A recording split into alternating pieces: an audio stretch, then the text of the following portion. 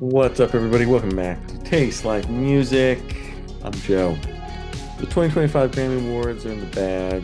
The best of the best paraded out to accept awards based on whatever the RIAA thinks are the best albums, songs of the year. They have some way of determining that Beyonce is better than Taylor Swift and Billie Eilish. I don't know what it is, but their controversial methods notwithstanding, we can finally put to bed the 2024 music year, or can we? We cannot. There's one thing remaining, because you can't have the best without the worst. That's right. It's time for the worst Billboard charting songs of 2024. We're going to get right into it. The one stipulation for this list, songs have to have first charted in 2024. No holdovers from 2023. That's too far back. It's gone. Those songs, they don't matter anymore. We've moved on. In a perfect world, this list would consist almost entirely of songs from Katy Perry's Mistake of a Comeback record, 143, 143, whatever it is. Fortunately for her, unfortunately for us, only one song on that album actually charted. The stupid but kind of catchy Women's World, which loses points for having one of the most bizarre video concepts of the decade. What the hell is with those mechanical legs? But that was the only song from that album that charted. Now, you may be asking yourself, why would Katy Perry list an accused sexual assaulter like Dr. Luke to help her write a faux feminist anthem? And nobody knows. It was a really bad move. Optics, Katy. Optics. Terrible optics. That song, it's almost catchy, it's almost okay, but there's just too much bad stuff going on around her, around that album, around Dr. Luke, around that music video. It's gonna be number 10, Women's World, Katy Perry. Can we get Taylor Swift? Honey, no, we have Taylor Swift at home, and that would be Gracie Abrams. I've always poo-pooed the idea of Nepo babies in music, but I gotta say, they may be onto something after hearing Gracie Abrams and watching her music shoot up the charts. This one went to number 31. It's almost indistinguishable from Taylor Swift and a bevy of other female pop stars. It's bad, and she seems to be getting even more popular as we speak. Oh, not great. Close to you, my number nine for the worst songs of 2024. Number eight. We got Beautiful Things by Benson Boone, peaking all the way at number two. It went to number one in 19 different countries. And this is straight from the Imagine Dragons style of singing. It's big and pointless. Some horrifying vocals in the chorus. When he ramps up and really screams it, it is shockingly bad. There's some lumpy, unintelligible guitar playing. It is arena TikTok pop. You need years younger than 30, probably younger than 20, to possibly appreciate this kind of music. And I think this tweet by Stephen Hayden really just says it all. You ain't the shit. Fart. Yeah, the fart's in parenthesis. That's by Ice Spice. And I've said plenty of dumb things on this channel. Too many to count. Too many to... You just don't even bother trying to find them all. But Nothing is Stupid is the title of this Ice Spice song. The song itself isn't horrible. Like it's not the worst song I've heard this year, but the title and the hook is so bad that it's got to make this list, right? It's just pathetic. Number six, it's got to be Artemas. I Like the Way You Kiss Me, home of the cringiest lyrics of the year outside of a Kanye West album.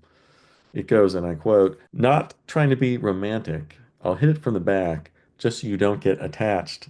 And it repeats like eight times throughout the song. It's bad. Bob Dylan, he ain't. The song itself sucks too. Somehow this garbage charted in practically every territory on Earth, which says a lot of bad things about every territory on Earth, and went to number 12 in the United States. Yikes. Number five, I'm gonna go with a double shot. Uh, he can't just be on here once. He's got to be twice. We got Morgan Wallen with Cowboys and Whiskey Whiskey, which I guess is a Moneybagg Yo song featuring Morgan Wallen. But everything about this dude is annoying. He's got a pinched, whiny little voice with a whisper of a drawl. It's barely parsable. I guess it counts as country. I don't really understand. how he got into the whole genre. Lyrically, it fits songs about whiskey and trucks and pastures. So that's country enough to appeal to the 17 to 34-year-old female demographic who wears cowboy hats to country shows, but grew up in the suburbs. He's as vapid as the worst pop star. Really, he's just here to lower the tide of popular and country music to the basest of levels. That's just his song, Cowgirls. It sucks. Whiskey, he actually raps and it's terrible. It's bad. It's awful. He's a terrible rapper. He's a worse rapper than he is a country artist. And not that Moneybagg Yo really distinguishes himself either, but he's not an embarrassment anyway, like Morgan is. But Morgan brings it down, and I'm going to get both of them on this list because I make the rules. Number four, another country song, I guess you can call it country. It's Kane Brown and Marshmello, Miles on It. And I'm sure the song has been written 1,000 times. Having sex in a truck bed. That's all this is. The double entendres are lame. The implied part of it's just so out there and obvious that there's nothing to insinuate. He's saying it. It's electronic dance music and country, which is on the same level as rap and country, and it just sucks. Marshmello had the temerity to release not one, not two, not even three, not four, not five, not six, seven remixes of this crap. I'm gonna need a lot less of this, please. Number three, the song no one could escape. It's Shaboozey.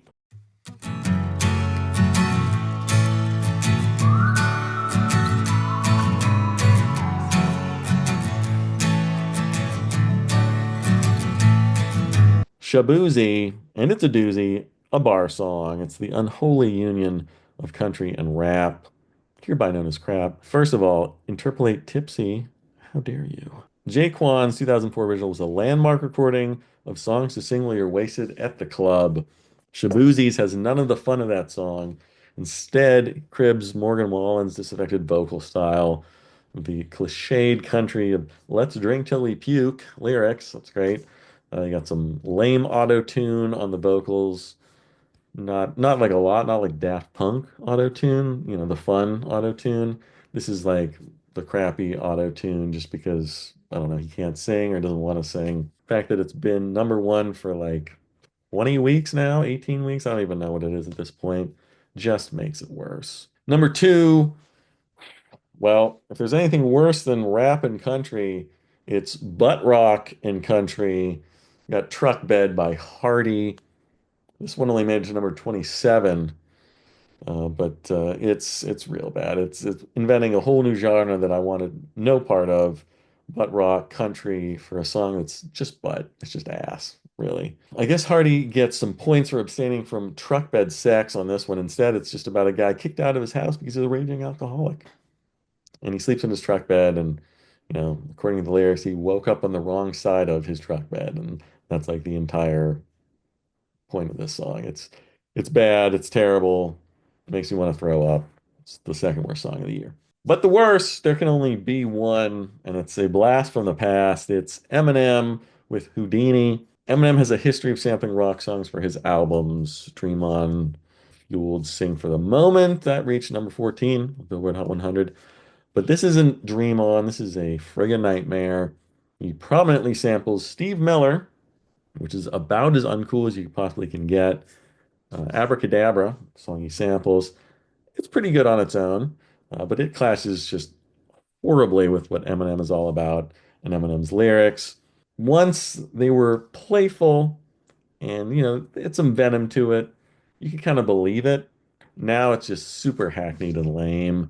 He's pushing 50. He's already done the Guess Who's Back thing at least two times, probably three or four at this point. I guess he figured we forgot about that. Every 5, 10 years, he's gonna come back again. Guess who's back for a whole new generation? And what better to reach the youngins than a song? Sounds like it's from 2000, sampling a song from 1982. Houdini made it all the way to number two, probably based on his name alone. And number two is fitting for this song because it stinks. It's terrible. It's one of the worst songs I've heard. It's one of the worst rap songs I've heard. And Eminem needs to Well, he needs to just vanish. He needs to pull a Houdini and just leave popular music forever. That's it. That's the top 10. Plenty of good songs on the charts this year. Let's not be, obtuse about it. Some good stuff. Sabrina Carpenter, Billie Eilish.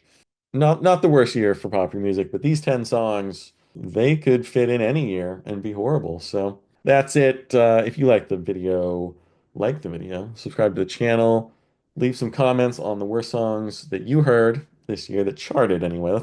There's a lot of bad songs out here. Let's leave it to the charting songs. Leave your lists in the comments and check out the description in the video for social media, Patreon, all that good stuff. And that's it. That's the 2024 10 worst songs of the year. We can close the book on the year. We're done. It's over. Let's move on to 2025. I'm sure there'll be plenty of bad songs to listen to and catalog. And we'll see you back here for the next episode of whatever we decide to put out there. I don't know what it will be, but I'm sure it'll be great. See you next time here on Taste Like Music.